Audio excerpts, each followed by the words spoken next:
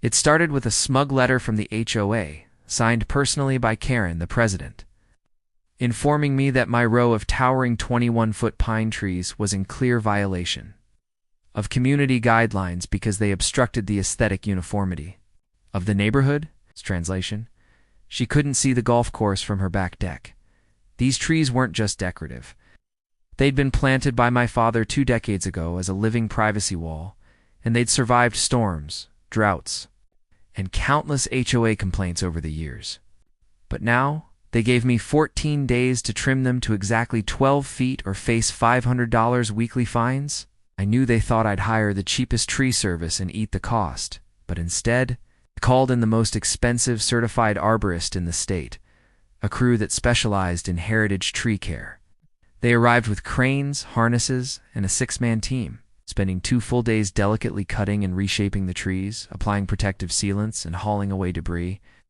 The final invoice was $21,500, which I immediately forwarded to the HOA with a letter stating, as the alteration was mandated by the HOA outside the scope of normal maintenance, and against my wishes, please remit payment in full within 30 days.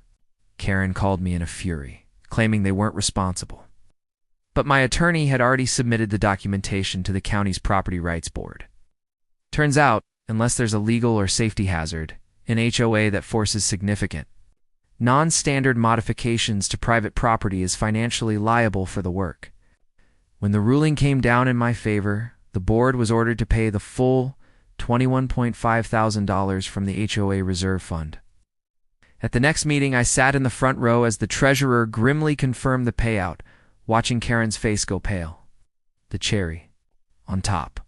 Even trimmed, the pines still blocked her precious golf course view, and the arborist's shaping made them grow denser and wider, doubling the privacy they gave me. With part of the reimbursement, I planted an even thicker hedge at their base, fast-growing and evergreen, which will soon make the pines look like a thin veil compared to what's coming.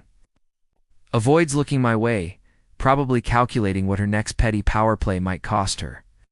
In the end, the HOA got exactly what they demanded. I got a $21,500 landscaping upgrade they paid for, a win I enjoy every single time I sip coffee.